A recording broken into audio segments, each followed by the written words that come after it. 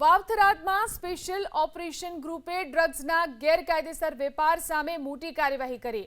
થરાદ શહેર અને ધરણીધર તાલુકાના ચોથા નેસડા ગામમાં બે અલગ સ્થળોએ દરોડા પાડી કુલ 8,060 પ્રતિબંધિત ટ્રામાડોલ ગોળીઓ સહિત 6.89 કરોડથી વધુનો મુદ્દામાલ જપ્ત કરાયો અને બે આરોપીની ધરપકડ કરાઈ। એસઓજીની ટીમે બાતમીના આધારે 15મી જુલાઈએ થરાદ શહેરના માધવ કોમ્પ્લેક્સમાં ગોડાઉન ઉપર દરોડો પાડ્યો હતો। તપાસ દરમિયાન ત્યાંથી 7,400 ટ્રામાડોલ ગોળીઓ મળી આવી હતી, જેની કિંમત અંદાજે 6 કરોડ 87 લાખ હોવાનું સામે આવ્યું છે। મોબાઈલ સહિત અન્ય મુદ્દામાલ સાથે પોલીસે તેને કબજે કર્યો। પ્રાથમિક તપાસમાં સામે આવ્યું કે મફાભાઈ રબારી પોતાની 77 મેડિકલના લાયસન્સનો દુરુપયોગ કરી ડીસાની પટેલ મેડિકલમાંથી ટ્રામાડોલ દવાઓ મંગાવતા હતા। દવાઓને મેડિકલ સ્ટોરમાં રાખવાને બદલે ગોડાઉનમાં સંગ્રહ કરી પ્રિસ્ક્રિપ્શન વિના ગેરકાયદે રીતે વેચાણ કરતા।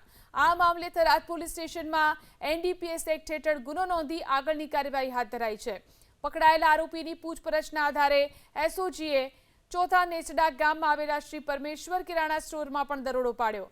અહીંથી 660 ટ્રામાડોલ ગોળીઓ, અંદાજિત 2,64,000ની કિંમતનો જથ્થો તથા અન્ય મુદ્દામાલ કુલ 2,74,000નો મુદ્દામાલ જપ્ત કરવામાં આવ્યો। આ કેસમાં વિક્રમ રાજપૂતની ધરપકડ કરી તેની સામે પોલીસ સ્ટેશનમાં એનડીપીએસ એક્ટ હેઠળ ગુનો નોંધવામાં આવ્યો છે।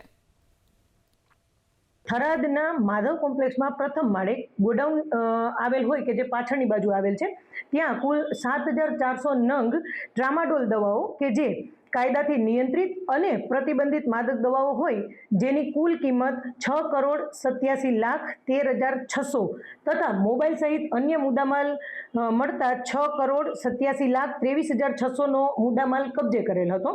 બારોબાર પ્રિસ્ક્રિપ્શન વગર એ વેચી અને ગુનો આચરેલ હોય, જેથી કાયદેસરની કાર્યવાહી કરી થરાદ પોલીસ સ્ટેશન ખાતે એનડીપીએસ એક્ટ હેઠળ ગુનો દાખલ કરી અને કાયદેસરની કાર્યવાહી કરવામાં આવેલ છે।